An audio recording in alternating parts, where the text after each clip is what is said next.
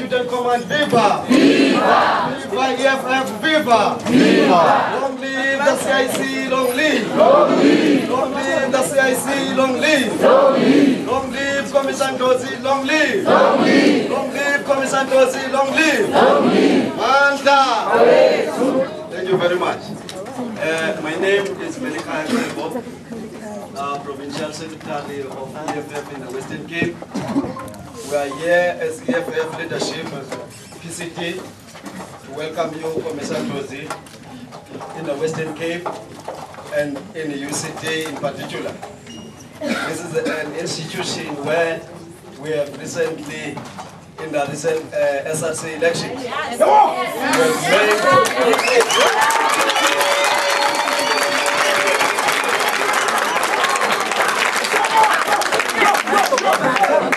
we made history in our struggle to ensure that there is decolonization of the so-called charismatic institutions of higher learning. So we are bringing our leadership to ensure that the spark that we have started doesn't stop, it lasts forever. So this is an institution of yours, Commissar. We welcome you in this province of the Western Cape. We hand over to you to talk to the students of the Western Cape. Amanda!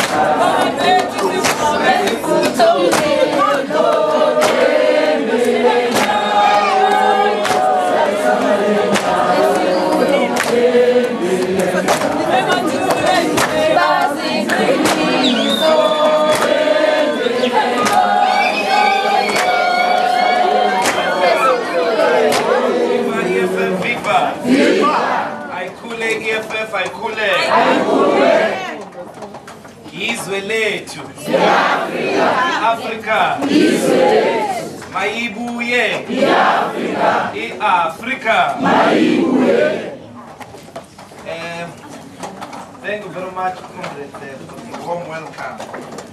I'm very excited to be here.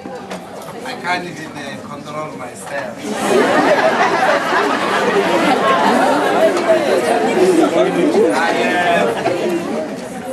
I don't know how this facility works. Can everybody hear me? Yes. Right.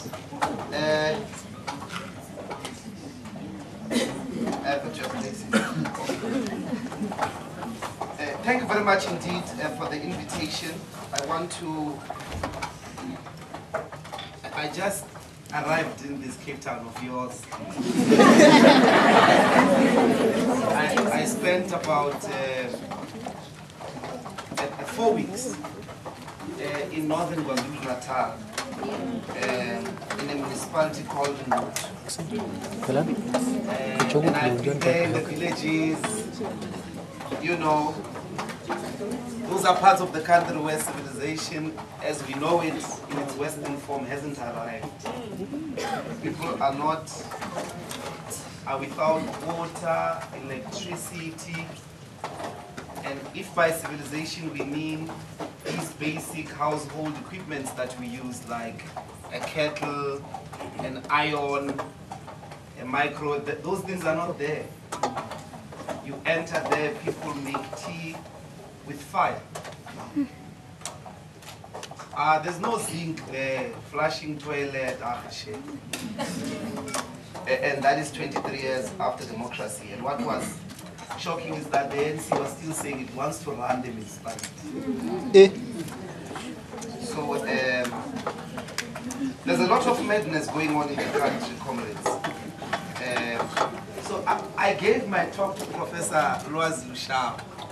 I said, I emailed it to him. I said, okay, we'll meet in the venue so you can give it to me. But I don't know whether he has been integrated into the system of law. Decided to run away with it. But I have it in this gadget. So I'm going to try and read it, because when I'm limited with time, I try to stay on the text. So accordingly, let me pass my salutations to members of the EFF PCT who are here, the Secretary of the Province, members of the EFF Central Student Command, members of the Branch Student Command, as well as our first generation of student representatives in UCT.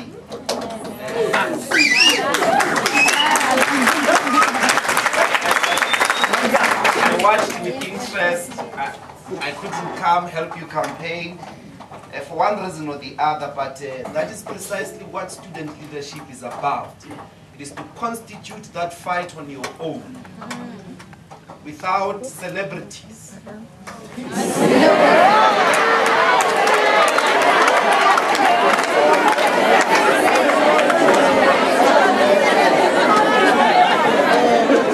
Because when you need celebrities won't be there.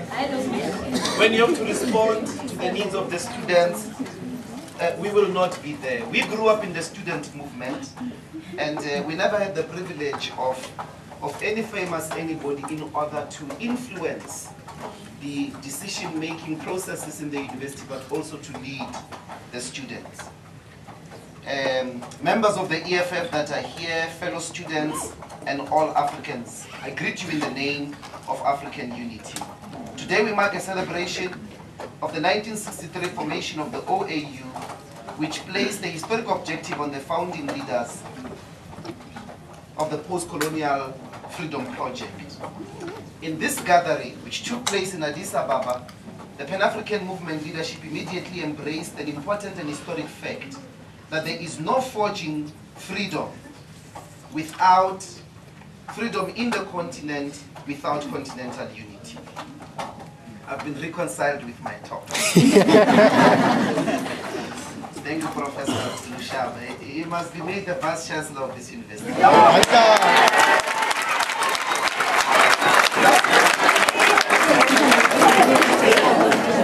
This remains the reality to this day.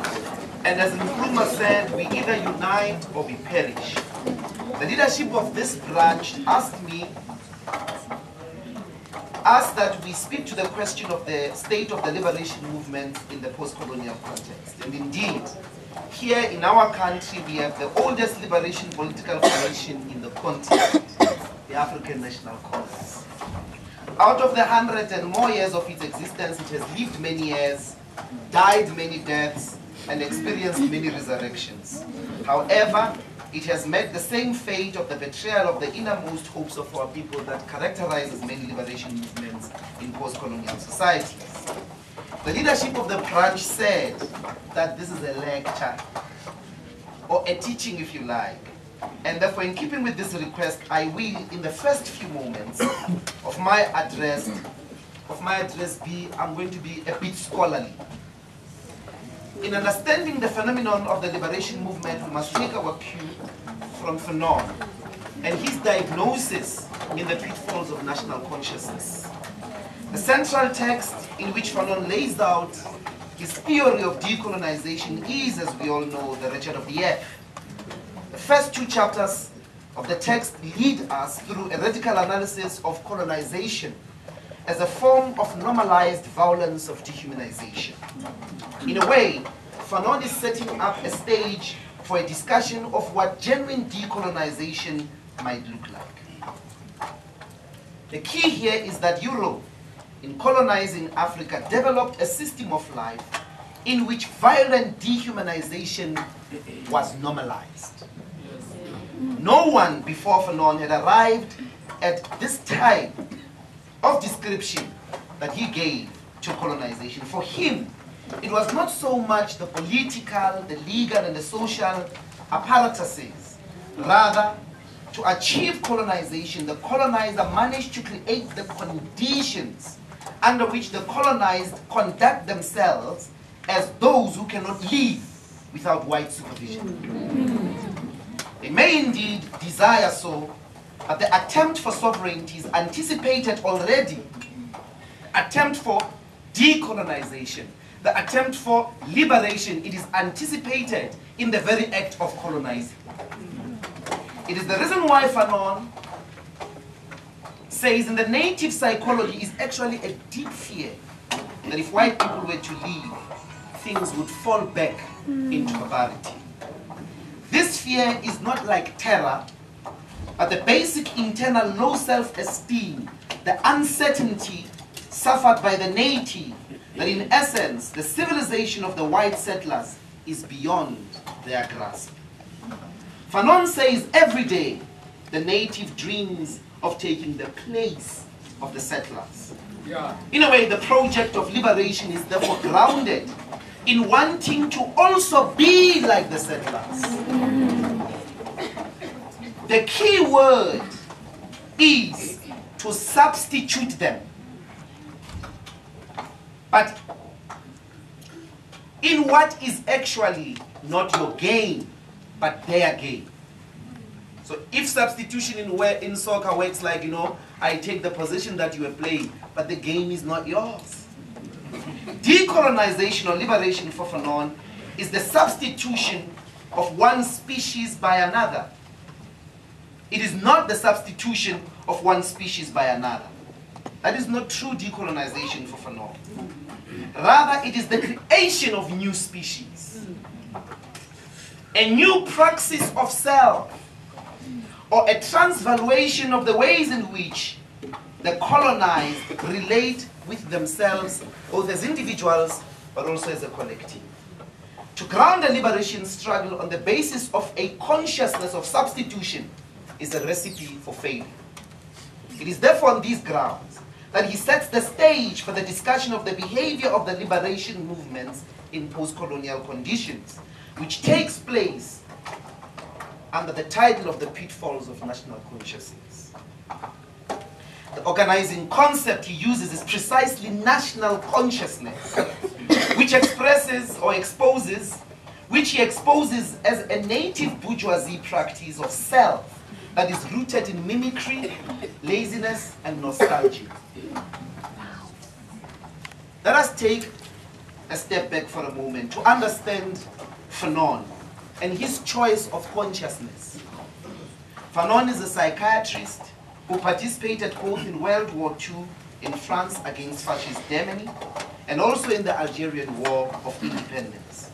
Consciousness is a very important concept, which, by the way, he spent his entire PhD trying to understand and explain, especially in relation to the colonized.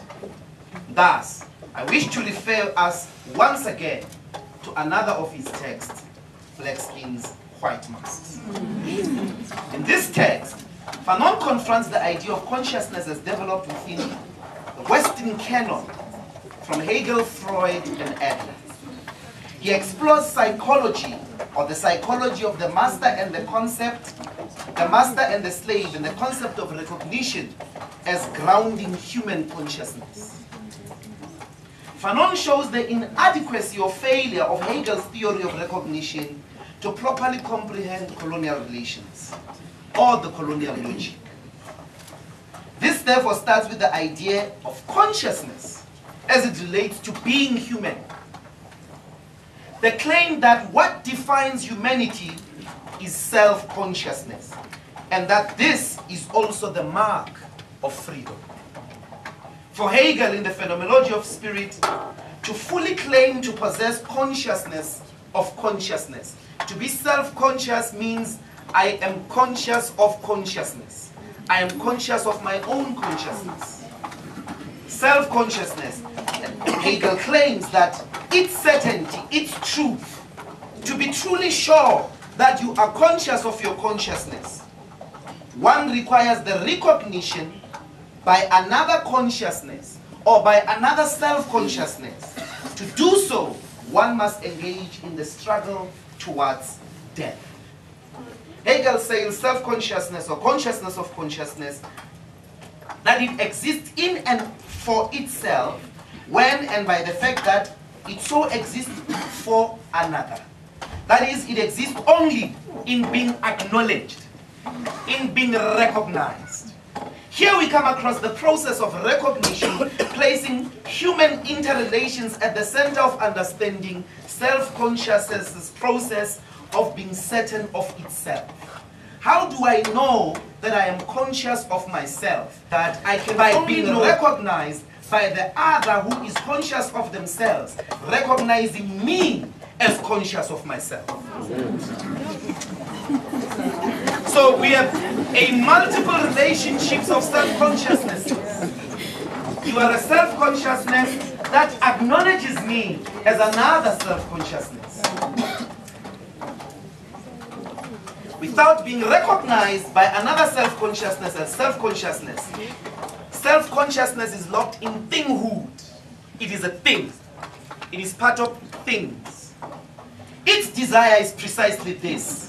It is to be recognized as self-consciousness by the other who is self-consciousness. Hegel says self-consciousness is faced by another self-consciousness. It has to come out of itself.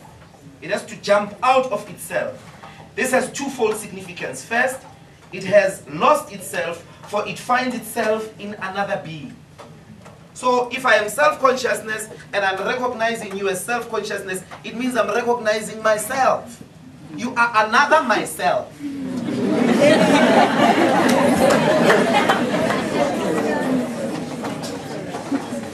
When this does not occur, in the process, the other self-consciousness equally gives back to itself, for it saw in the other, but superseded the being for itself in the other, and thus lets the other go free. It's the process of self-recognition. We have here a struggle that ensues, says Hegel, the struggle towards the death between two self-consciousnesses. Now I need you to listen, because this is what is called dialectics. So if you leave this university and you say you have a degree and you have not interacted with the only theory that grounds the entire modern knowledge of the West, you are miseducated. You have to battle with the idea of why the foundation upon which the entire modern Western knowledge is built, and even our legal understandings of what it is that we are holding accountable in a court of law, it is a self-consciousness. People who can be in charge of themselves. He says in order for this process of recognition to occur, there is a struggle towards the death. Now let's listen. I'm going to drop the technicalities soon, don't you worry. Self-consciousness that trumps becomes lord or master, and the defeated self-consciousness becomes a slave. The individual who has not risked his life may well be recognized as a person, but he has not attained the truth of his recognition as an independent self-consciousness, says Hegel. This is the trial by death. Death is the natural negation of consciousness, negation without independence, which thus remains without the required significance of recognition.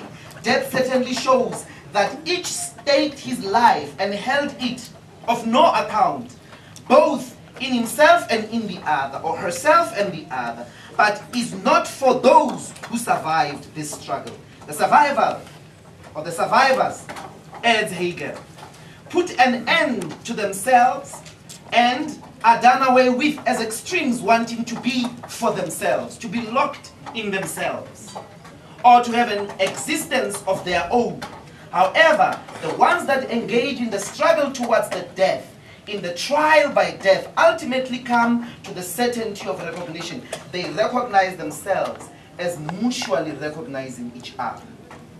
They exist as two opposed shapes of consciousness. One is the independent consciousness, whose essential nature is to be for itself.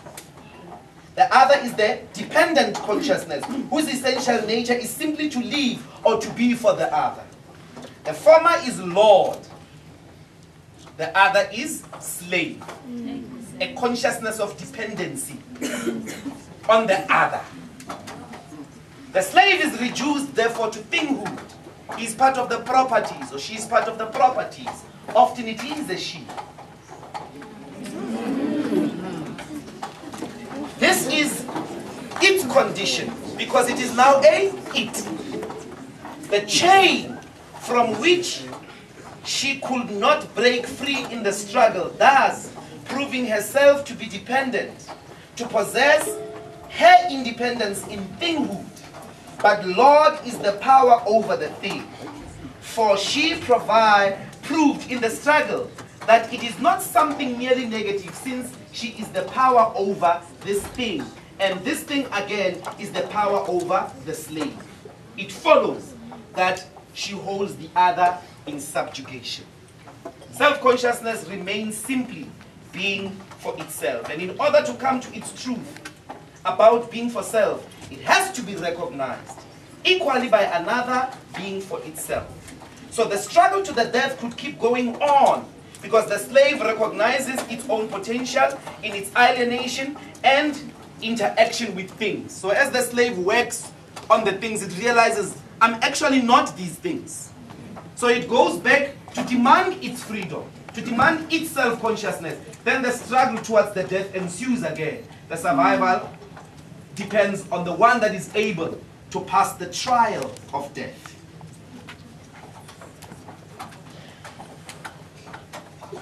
This is therefore the cycle which can be broken by only mutual recognition between the two, which now avoids death or violence. This is the idea. To end that cycle of slave, master, slave, struggle by the death, there's a suspension and an agreement. You know what? We are equal human beings. Slavery is not good for human beings, because as long as you subjugate the human spirit, it will always revolt. That is the foundation of Hegelian understanding of modernity. How we come to a democratic society is that we recognize each other as self-consciousnesses, and therefore slavery is not for us. Otherwise, we are locked in perpetual violence. Fanon's application of this formula to the colonial relations of domination presents a fundamental problem, because black liberation, or the emancipation of African slaves, did not come with a struggle. For a struggle towards the death presents mutual recognition, where the master and the slave, in the Hegelian analogy, come to accept each other as fully human, this yielding into a universal community of equality. The master could never be recognized as a thing, which, as long as there is slavery, makes his existence incomplete, uncertain, and unfulfilled. Only a free human being can exist in mutual recognition with the other human being. The problem of the post-colony or post-slavery for Fanon is that a struggle never took place, which means that the black man and the white man, the black woman and the white woman, or the black man and the white woman, white, black,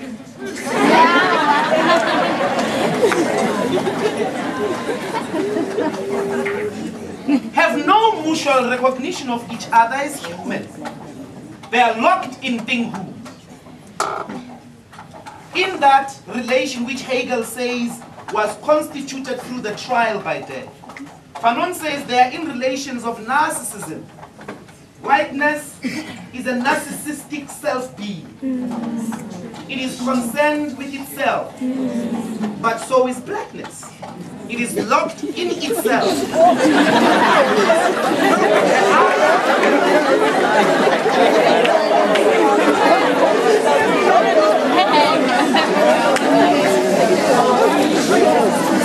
I'm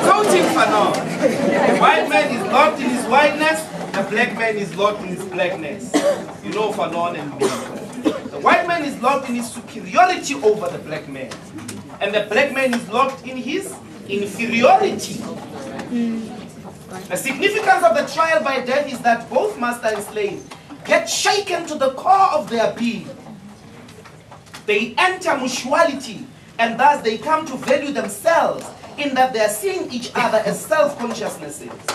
This is the coming to value freedom as such, after being shaken by what Hegel calls dread, or the fear of death. Everything solid and stable has been shaken to its foundations, the absolute melting away of everything stable in you. One must therefore come that close to death to in turn value one's freedom. Being for self by valuing the others being for self. If you have not gone through that process, it's impossible to appreciate freedom. This is the dialectic of freedom, of how we come to constitute a society of equality, universal state of reason, a true human community. It is how we partake of human existence.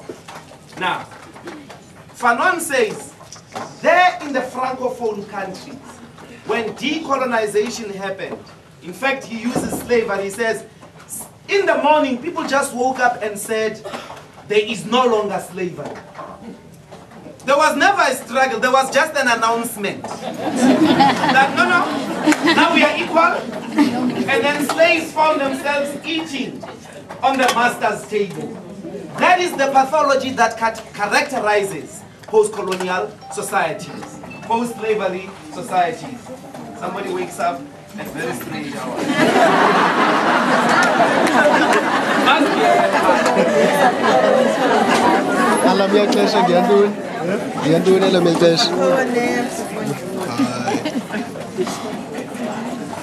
Black people, says Fanon, did not fight for freedom. He adds that black people do not know the price of freedom because they never fought for it. It was a gift of the master.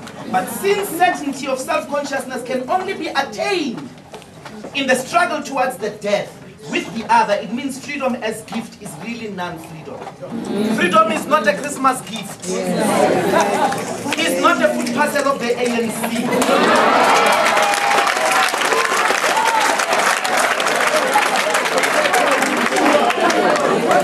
Fanon says, therefore, there is a strange relationship when the black man happens to cast a savage look at the white man. The white man says to him, brother, there is no difference between us. I need you to listen to this.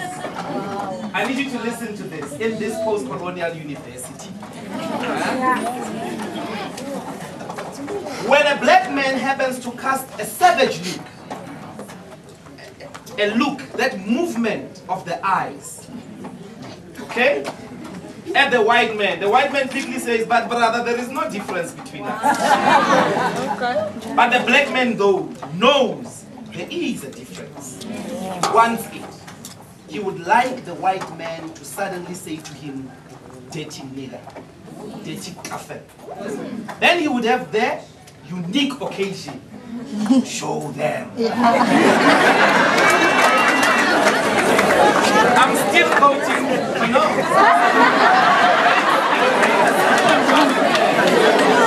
The top is still coming.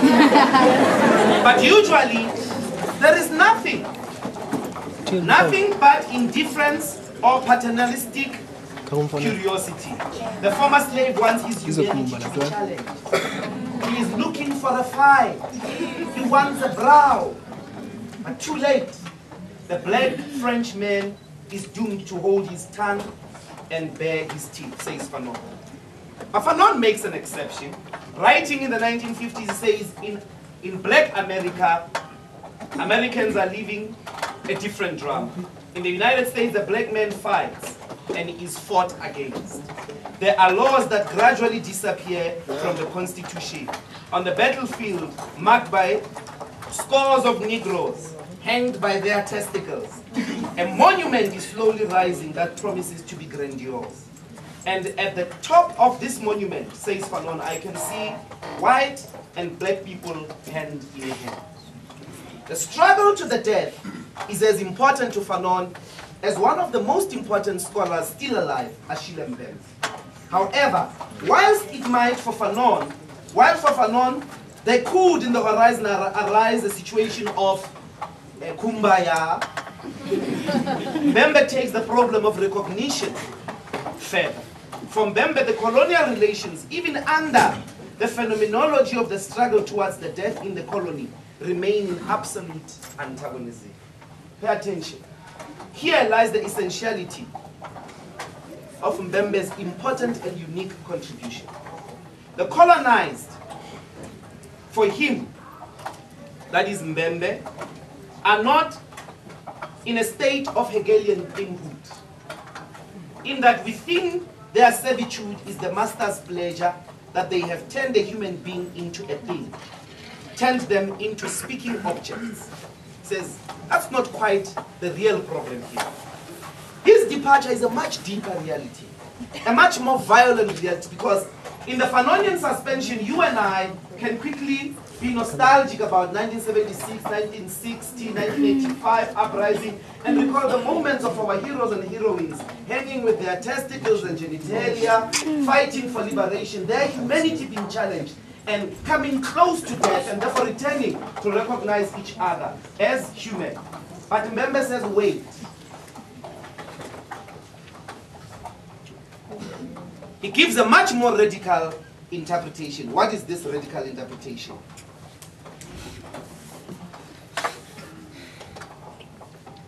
In the colonized, the colonizer could not discern another self, or colonial reduction, that is another self, Hegelian enslavement.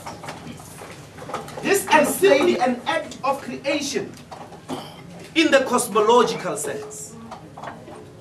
So white people, when they came here, if we are being Hegelians, you know, they turned us into slaves, we had a struggle, we fought each other, and now we are equal because we appreciated that no, tough. Mbembe says no, that's not what happened. He says actually a much more powerful thing happened here. Colonization was a cosmological creation. And it is Hegel himself that already characterizes Africa this way.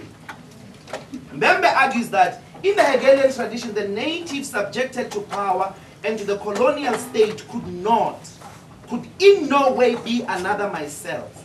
As an animal, he or she is totally alien to me. It is true that Hegel, write this, in the history of philosophy, does not see Africans as human. Hegel, the one who does the theory of recognition, already denies the humanity of Africans. Says Hegel, the Negro exhibits the natural man in his completely wild and untamed state. We must lay aside all thought of reverence and morality, all that we call feeling, if we would rightly comprehend him. There is nothing harmonious with humanity to be found in this type of character. Hegel. Thus, the cycle of colonial reduction is based on this dilemma from Mbembe, which is really beyond misrecognition in keeping with Hegel's theory of recognition.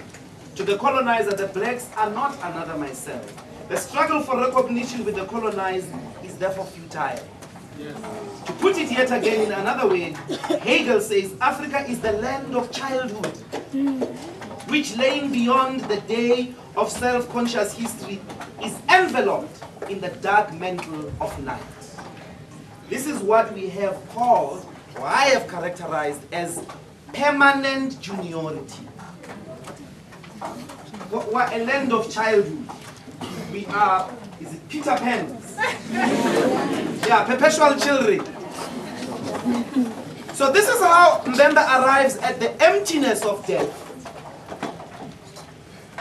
There is truly nothing post for him about post-colonial. It does not represent actual change in time, the actual calling of everything into question. Instead, following Fanon, Decolonization is quite simply the replacing of certain species of men by another species of men. It is truly a violent phenomenon, but the violence of decolonization, this struggle towards the death, is not of two beings who mutually recognize each other as mutually recognizing each other. It is the violence of the hunter and the animal. When you fight with the colonizer, it's like a lion fighting, you know, or a monkey fighting, and then he shoots it quickly, says, hey, this monkey man, it gave me a problem. When you engage in the struggle for liberation, that's what Mbembe says. Death for the colonized cannot provide freedom. Dying cannot provide freedom. Does not carry the realization of being under the colony, because to die is to live. Natives live in close proximity with death under colonization. To commit suicide, to sacrifice oneself, to kill the other, is not the work of freedom. It is the normal way of being under the colony. The colony is precisely the reality made in the image of death. It is where death has no meaning, only because those who live there are already dead. Mbembe really wants to say there is no constituting an anti-colonial struggle with the tools of the Western canopy. One would not do an imminent critique of Hegel for the colonized and grant them Hegelian recognition. Blacks cannot say they are doing freedom when being towards death, for they are already dead.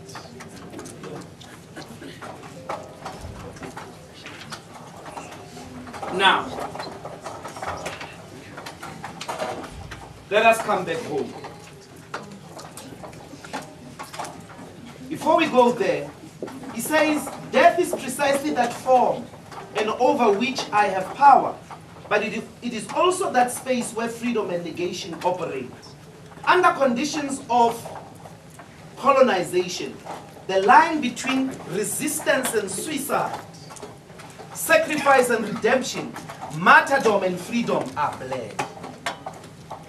Now we get back to national consciousness. National consciousness is therefore the operative word for the claim, let us be a nation. Let us see ourselves, collectively and as individuals, as one collective.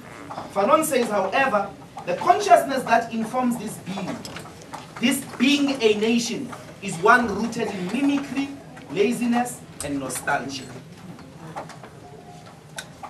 There's no dying. Even if there was a big struggle, so I have two possibilities. You don't struggle, white people don't recognize you. You struggle, they don't recognize you. You wage a huge mau-mau, what they still think we're animals. That thinking cannot be challenged within their own tools of what it is to be. That's what Mbembe is saying. He said, leave Hegel. You cannot contest them at their own game. But he says, national consciousness or nationalism is built on the idea of mimicking white people.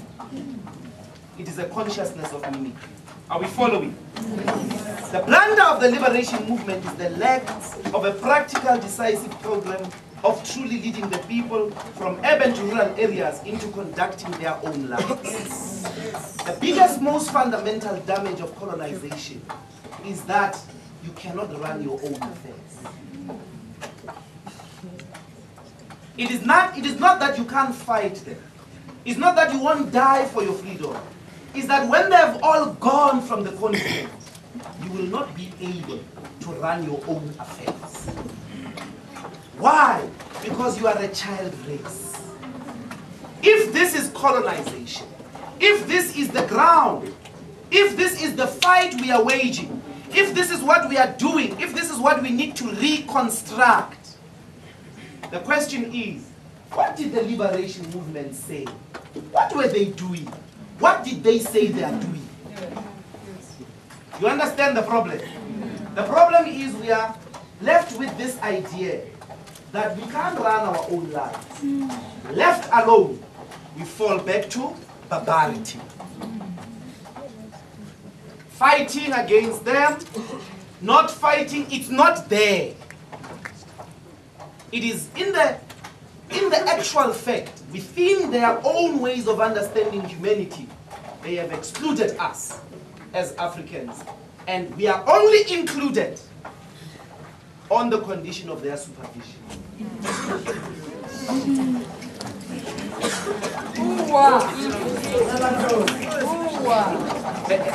It's very, very painful. Now, let's apply it here at home.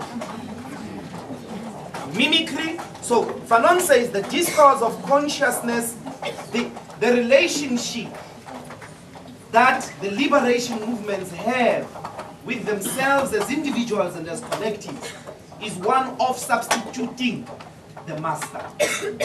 They are on the journey of substituting the master. They are about substituting the master.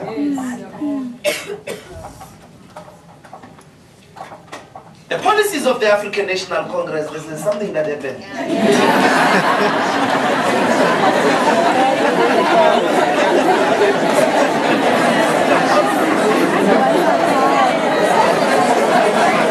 The policies of the African National Congress are underpinned by seeking to mimic the West, to please the West.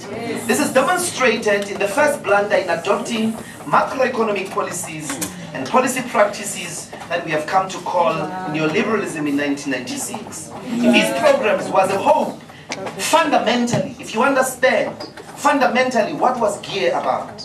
In these programs was a hope in making the economy stable so that foreign investors may come and solve all our problems.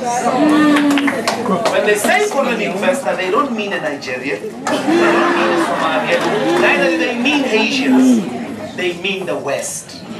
And economic empowerment is precisely what Fanon describes by saying the native bourgeoisie just wanted to substitute the masters. They were not involved in innovation, production, and were only satisfied with the drama of owning shares.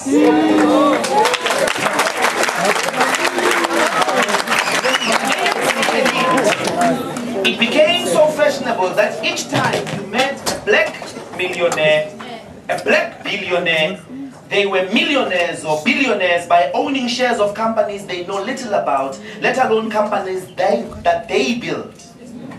This is the West form of mimicry. Fanon says they also demand nationalization in the same breath of mimicry. Not to lead a program of the reconstruction of people's lives, but for what he calls the culture of get rich quick. Fanon.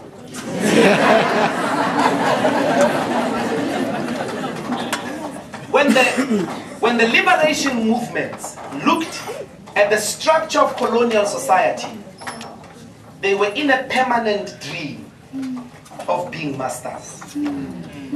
Fanon says, at least once or twice a day, the slave dreams of being in the master's position, including in his bed with the wife.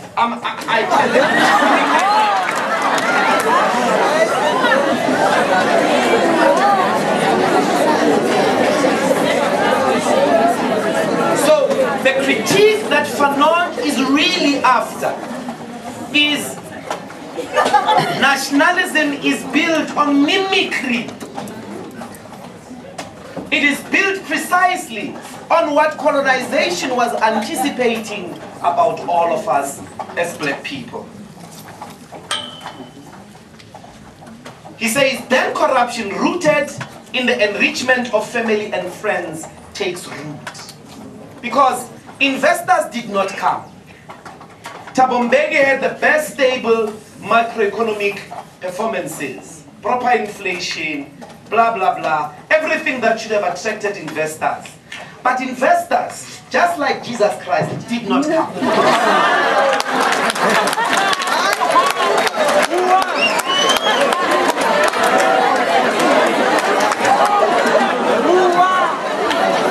That guy lied to us.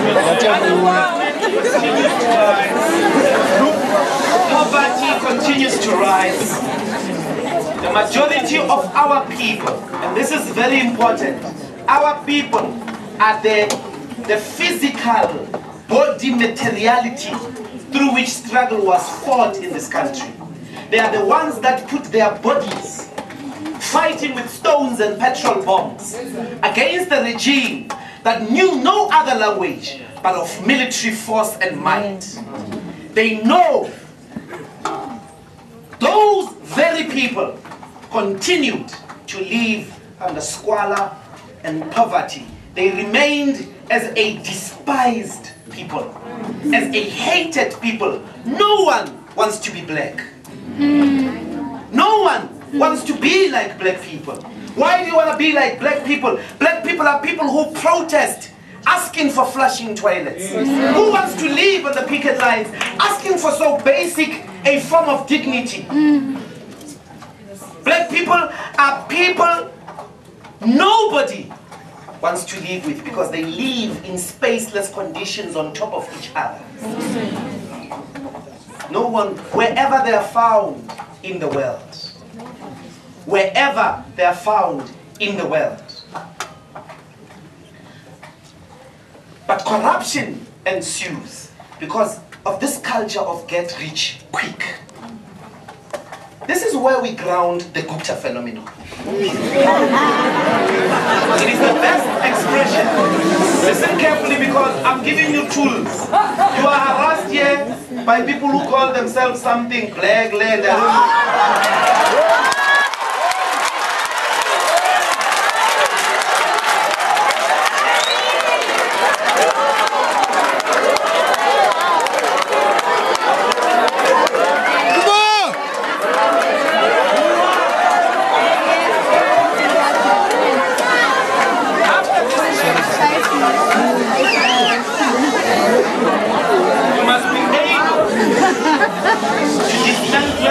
ideological grounds that make them. The Gupta phenomenon is the best expression of this mimicry consciousness because those who defend the looting by the Guptas remind us of white families like the Ruperts, Christopista, the Oppenheimers, who also looted the country for many years.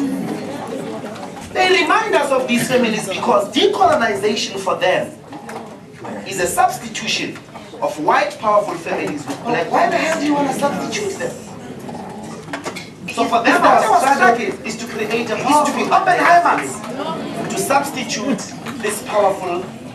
Also, the party is taken over, says Fanon, their defense. They have nothing else. Like operatives who use money to gain access to positions and to state power. The Liberation Party then serves to put people to sleep. Its duty is to sing lullabies, silence the people with stories of liberation wars, heroes and heroines, like, you know, I am an African, I am formed of the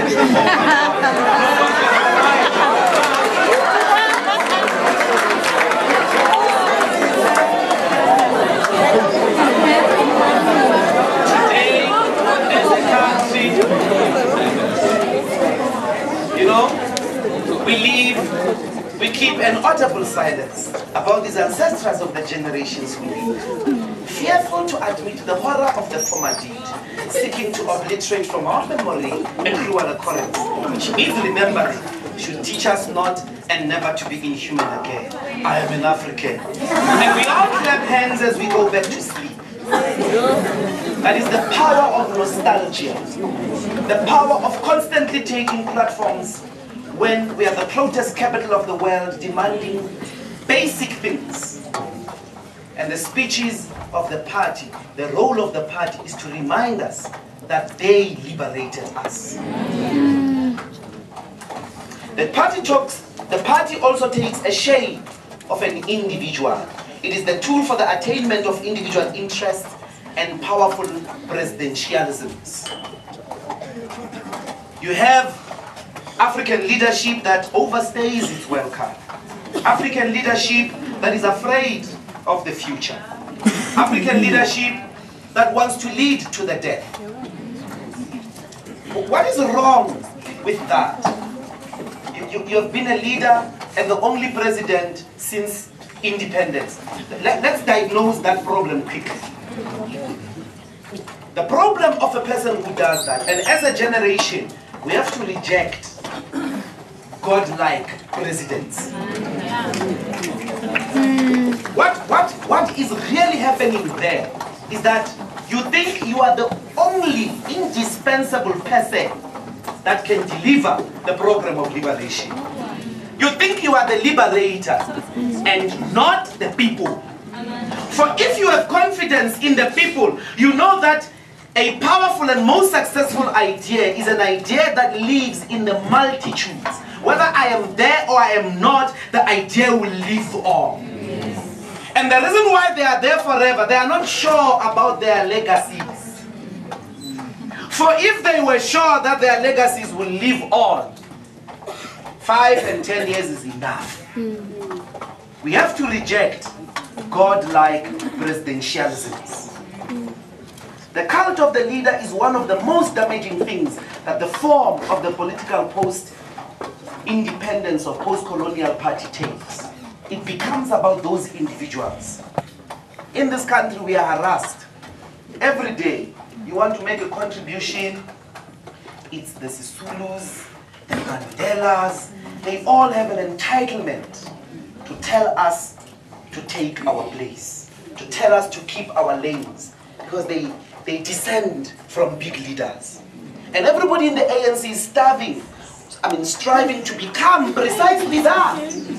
Their achievement is to become another big name so that their children can go on harassing us as young people here that, me, I'm a Mandela. The coincidence of being born a Mandela is not an achievement. Everybody should have been born a Mandela.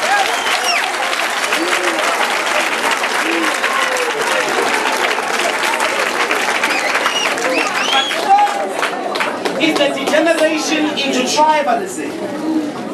In tribalism, what are we fighting for? We are fighting for the coincidence of being born Xhosa. I mean, what did you do? What did you do to become Xhosa?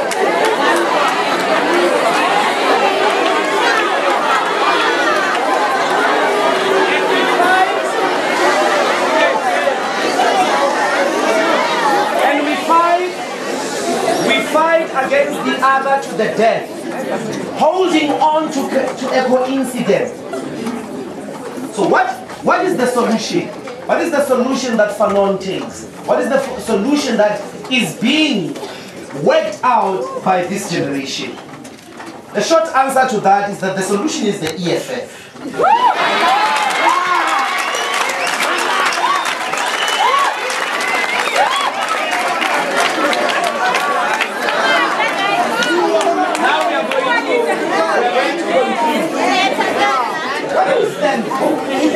Why we fight so hard?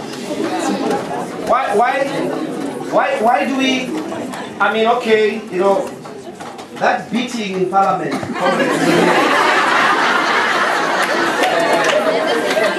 The coincidence of being petty and short, you get carried like. Then you are moved there outside.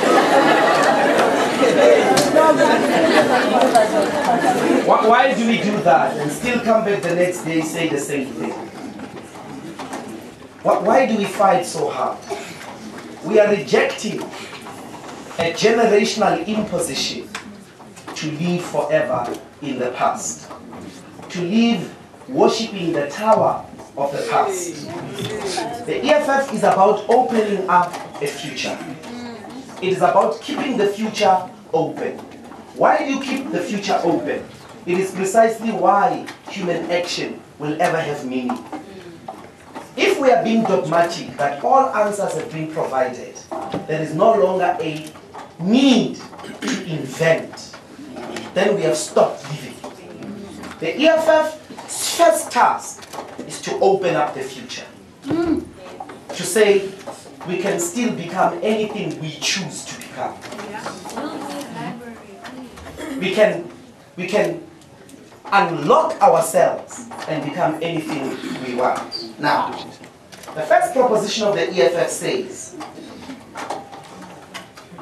expropriation of land without compensation for equal redistribution, not for Ndlozi, not for Malema. If the land is not in the hands of the people, we are in a mimicry consciousness. Why should the land be in the hands of the people? We are not afraid to give that answer. Many people think, no, it's just, we don't like white people. We don't have time to dislike white people. We don't have energy.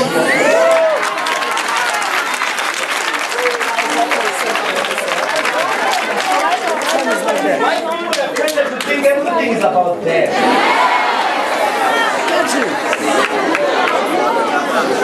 I mean, some of them here, they need financial aid, by the way. Some of those white people, they don't even own land. They just own bonds there in Cavendish or something. They are not owners of real property. The history of white people in this country is full of a lot of niggerization. They've been bastardizing each other for the longest time. Okay? We'll come another day to talk about that. But this question of land, for real, it can begin with the proposition that, okay, land was stolen. But that is just the beginning. Majority of it has nothing to do with us getting back at what we have a future to build. That's why we don't want to negotiate it. We're not going to carry a gun to kill anybody. Okay? We're going to take the gift of our freedom as constituted in 1994. We're going to use our plentiness to pass a law that we're taking the land. No, we're not going to protest. So when you meet those land people, tell them the policy often of the EFF is not to protest for land. Do you know what the EFF does in relation to land? We occupy.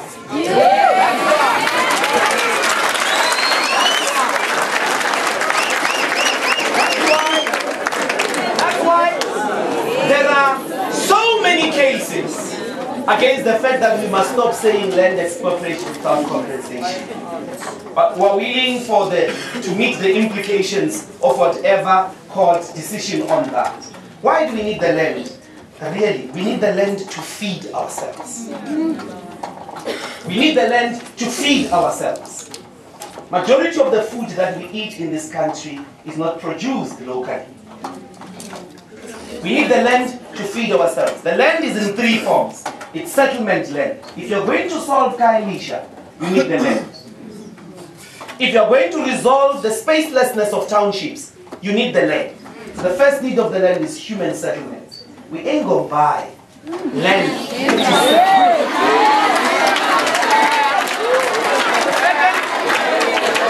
The second need of the land is to produce food, agriculture and so on and so forth, is to feed ourselves. They think when we say we want the land, it's that now I want to be a farmer. No, I don't want to be a farmer. I'm not even interested in growing vegetables and all those things. But there are a lot of people who are. Okay, there are a lot of people who are. We need to deal the problem of food sovereignty. If there were to be a war, if Donald Trump attacks Russia tomorrow, in 3 months there won't be food in the shelves of South Africa. I mean, that's the stupidity of refusing with the land. For us to resolve the land question. The final use or need of the land is the minerals beneath the soil. According to Oze Apa, with gold in their pockets.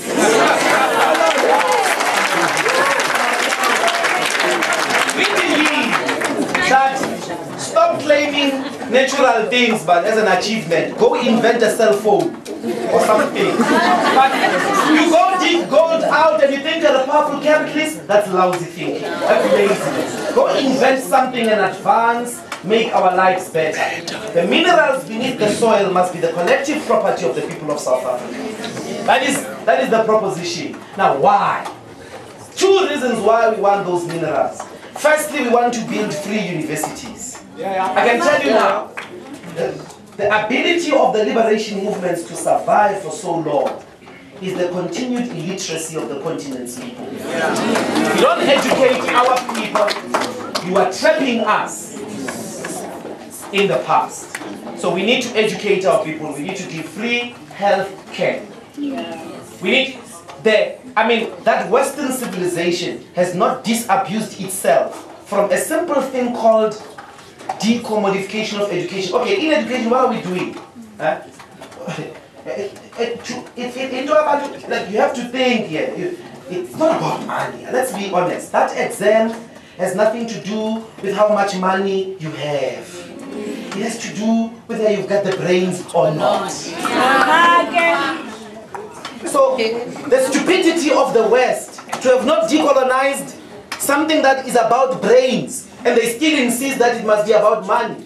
This civilization is weak. We have to free education, because imagine how many township guys and girls that you attended with that were smarter than you. How many? 5 years down the line, they are eating nyaope in the townships. Not because they didn't have the brains. As a matter of fact, we could have benefited from their talent. So we want the minerals to build free universities. In the university here, all we need to do is to pay these lectures. And then give you computers and what. Why should anybody make profit out of educating? It's stupid. The second thing, that you have to make money out of people suffering from HIV is another stupidity.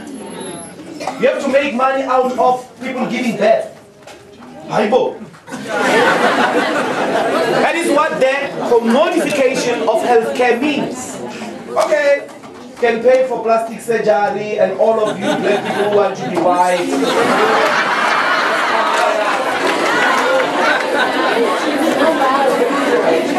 And all the white people, you know, who want to sell their hair, or the Indian people who want to sell their hair, so that, you know, the straight hair is the only thing that is beautiful. There is not health care. We're talking real business here.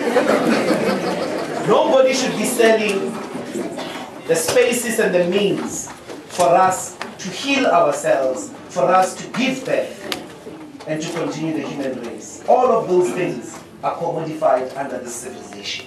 We want the minerals for the third reason.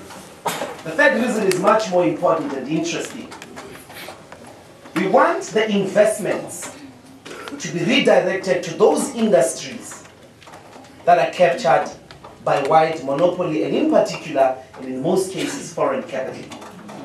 In South Africa, we get teaspoons from outside. Vascom, Vaslap, Fati, all those things.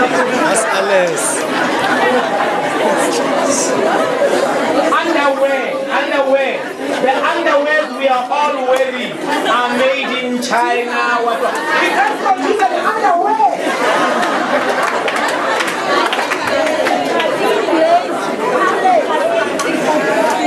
We want to redirect investments into building and leading industrial development.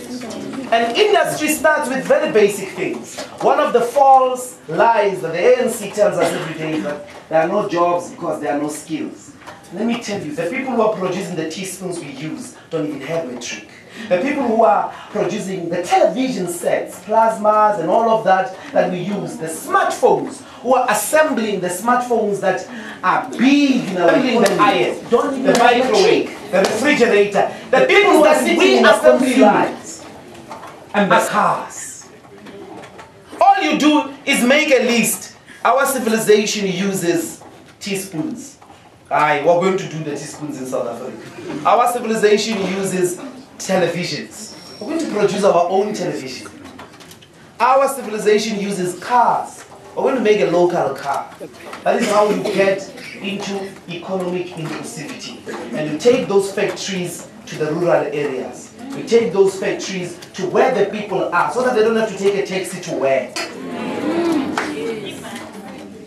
There is a thought-out macroeconomic project behind the economic freedom fighters. Finally, under those conditions, is a fundamental project of self-love. We love ourselves too much to live on our knees forever. begging teaspoons from other people.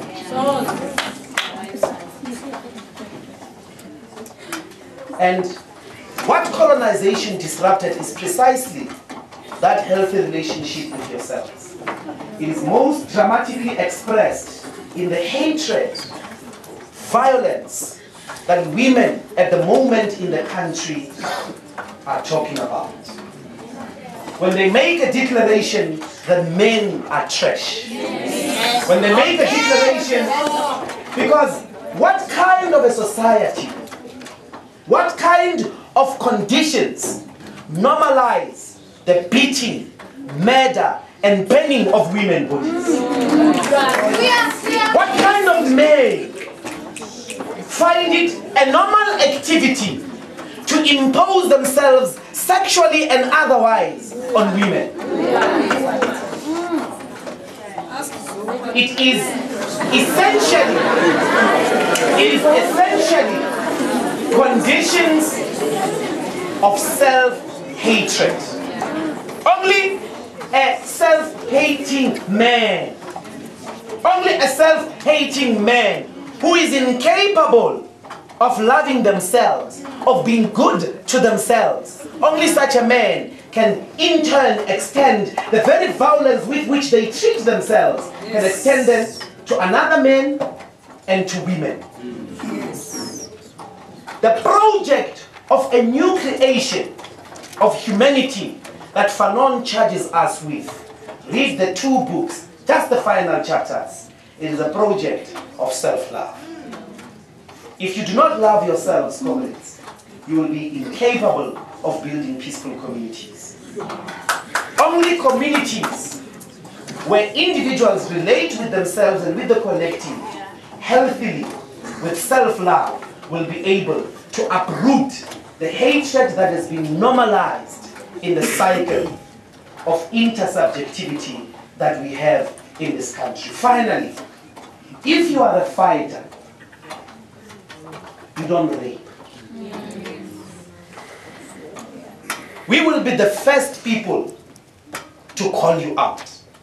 We will be the first people to take you to prison. We will not embrace men in our ranks who beat up women. And even men who are silent.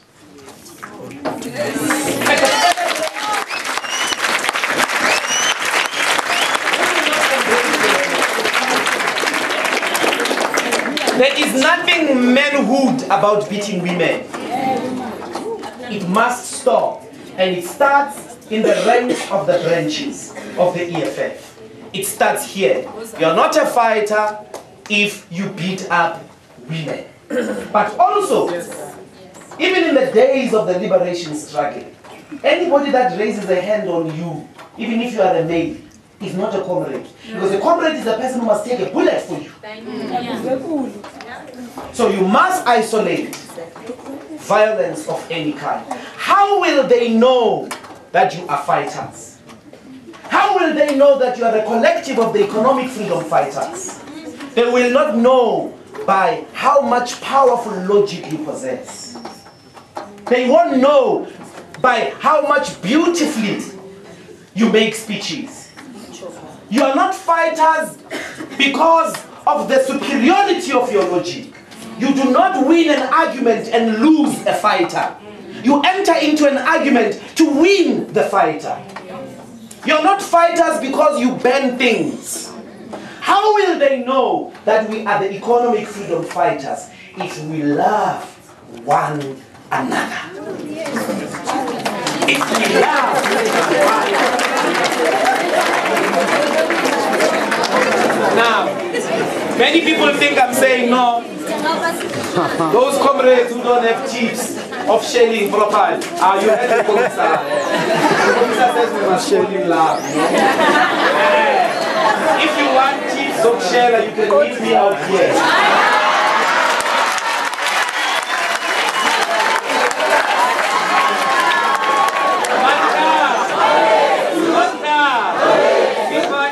Viva! Viva! Africa! Wacheta bafazi! Wacheta bafazi!